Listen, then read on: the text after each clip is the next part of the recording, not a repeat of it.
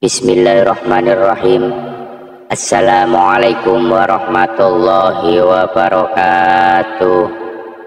Syukur alhamdulillah kita bisa berjumpa lagi di channel ini. Salawat dan salam selalu dan tetap tercurahkan kepada junjungan kita baginda agung Nabi besar Muhammad sallallahu alaihi wasallam.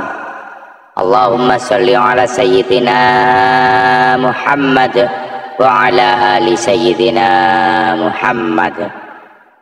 Harapan dan doa saya semoga saudaraku semuanya selalu diberikan kesehatan, dilapangkan rezekinya, diampuni dosa-dosanya, dan dipanjangkan umurnya. Amin ya rabbal alamin. Sahabat beriman yang dirahmati Allah, setiap manusia selalu mempunyai dosa, entah itu dosa besar atau dosa kecil. Hanya saja supaya dosa yang diperbuat bisa diampuni oleh Allah Subhanahu wa ta'ala, salah satunya yaitu dengan berdoa.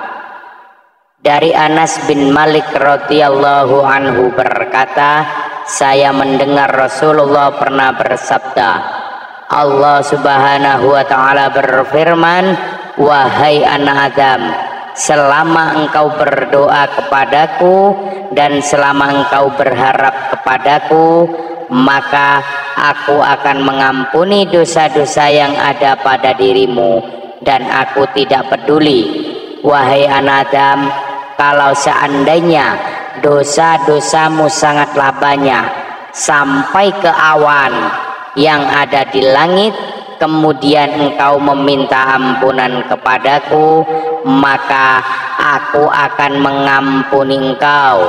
Wahai anak Adam, kalau seandainya engkau datang kepadaku dengan membawa dosa-dosa sebesar bumi, kemudian engkau bertemu dengan aku dalam keadaan tidak berbuat syirik kepadaku sama sekali, maka aku akan mendatangi engkau dengan ampunan pula sebesar bumi.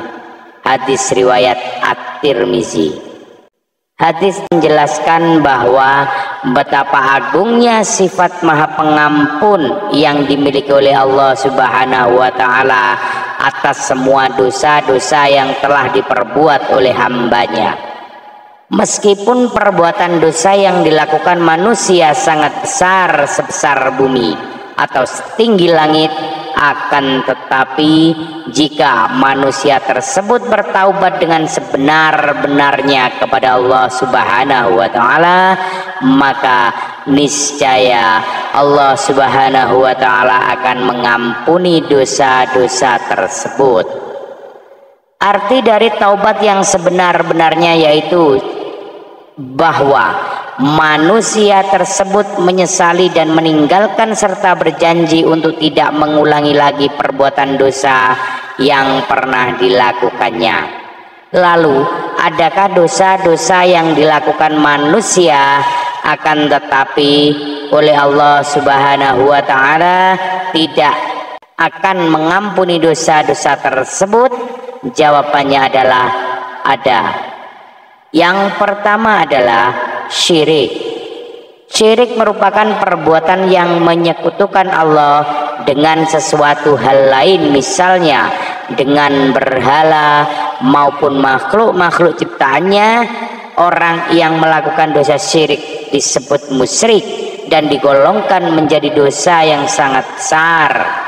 Allah Subhanahu wa ta'ala tidak akan mengampuni dosa ini, sebagaimana firman Allah Subhanahu wa ta'ala tidak akan mengampuni dosa syirik atau mempersekutukan Allah dengan sesuatu, dan dia mengampuni dosa selain itu bagi siapa yang dia kehendaki, dan barang siapa mempersekutukan sesuatu dengan Allah, maka sungguh dia telah tersesat jauh sekali. Quran surah An-Nisa ayat 116. Lalu yang kedua, wanita soleha telah berbuat zina. Zina merupakan perbuatan bercampurnya laki-laki dan perempuan tanpa adanya ikatan pernikahan. Ini adalah dosa yang sangat besar, dan sebagai hukumannya pelaku zina akan mendapatkan hukuman dari Allah Subhanahu wa taala selama mereka di dunia maupun ketika mereka berada di akhirat kelak. Lalu bagaimana jika ada seorang yang menuduh seorang wanita soleh telah melakukan perbuatan zina? Allah Subhanahu wa taala telah berfirman, dan orang-orang yang menuduh perempuan-perempuan terhormat berbuat zina, kemudian itu tidak mengemukakan 4 saksi, maka hendaklah mereka didera 80 kali deraan, dan janganlah diterima kesaksian dari mereka selama-lamanya. Itulah orang-orang fasik. Quran surat An-Nur ayat 4. Yang ketiga, sihir. Dosa yang tidak terampuni selanjutnya adalah sihir. Sihir tergolong ke dalam perbuatan dosa yang sangat besar, karena sihir adalah salah satu perbuatan setan, dan orang-orang yang melakukannya termasuk ke dalam golongan orang-orang kafir. Allah Subhanahu wa taala berfirman, dan mereka mengikuti apa yang dibaca oleh setan-setan pada masa kerajaan Sulaiman, dan mereka mengatakan bahwa Sulaiman itu mengerjakan sihir, padahal Sulaiman tidak kafir, tidak mengerjakan sihir, hanya setan-setanlah yang kafir mengerjakan sihir. Mereka mengerjakan sihir kepada manusia dan apa yang diturunkan kepada 2 orang malaikat di negeri Babil atau Harut dan Marut. Sedang keduanya tidak mengerjakan sesuatu kepada seseorang sebelum mengatakan, sesungguhnya kami hanya cobaan bagimu, sebab itu janganlah kamu kafir.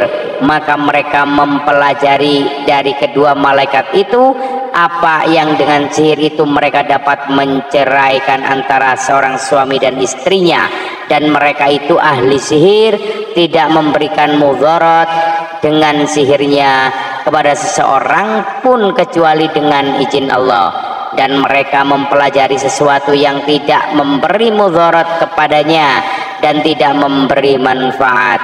Sesungguhnya mereka telah meyakini bahwa barang siapa yang menukarnya kitab Allah dengan sihir itu tiadalah baginya keuntungannya, dan amat jahatlah perbuatan mereka menjual dirinya dengan sihir kalau mereka mengetahui.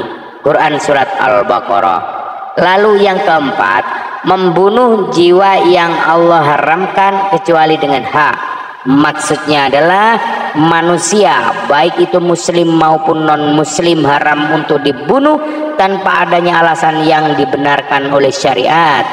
Hal ini sebagaimana firman Allah Subhanahu wa taala, dan janganlah kamu membunuh jiwa yang diharamkan Allah untuk membunuhnya kecuali dengan suatu sebab yang benar. Barang siapa yang membunuh seseorang manusia bukan karena orang itu membunuh orang lain atau bukan karena membuat kerusakan di muka bumi, maka seakan-akan ia telah membunuh manusia seluruhnya.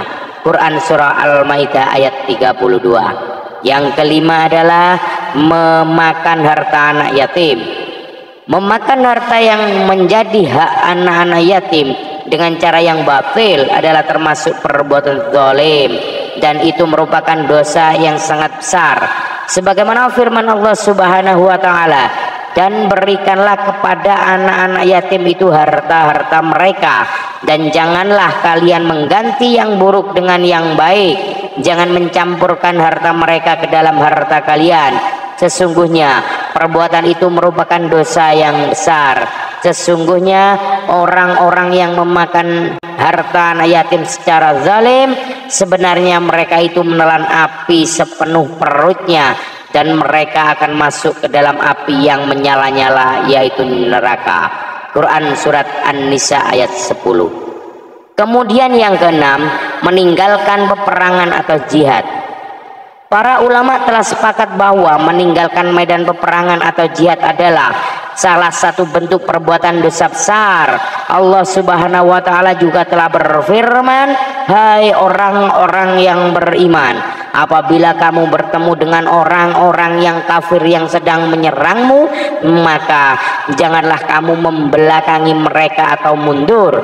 Barang siapa yang membelakangi mereka atau mundur di waktu itu, kecuali berbelok untuk siasat orang atau hendak menggabungkan diri dengan pasukan yang lain, maka sesungguhnya orang itu kembali dengan membawa kemurkaan dari Allah dan tempatnya adalah neraka jahanam, dan amat buruklah tempat kembalinya. Quran surat An-Anfal ayat 15 dan 16. Sahabat beriman yang dirahmati Allah, demikianlah beberapa dosa yang tidak akan diampuni oleh Allah Subhanahu wa taala walaupun dengan bertaubat. Semoga kita semuanya dijauhkan dari perbuatan-perbuatan dosa tersebut, dan semoga kita dapat menjadi hamba-hamba Allah yang selalu beriman. Amin ya rabbal alamin. Wallahu alam bissawab. Demikian yang bisa saya bagikan, semoga bermanfaat untuk kita semua. Sekian, billahi taufiq wal hidayah, birridha wal inayah, ihdinas siratal mustaqim. Assalamualaikum warahmatullahi wabarakatuh.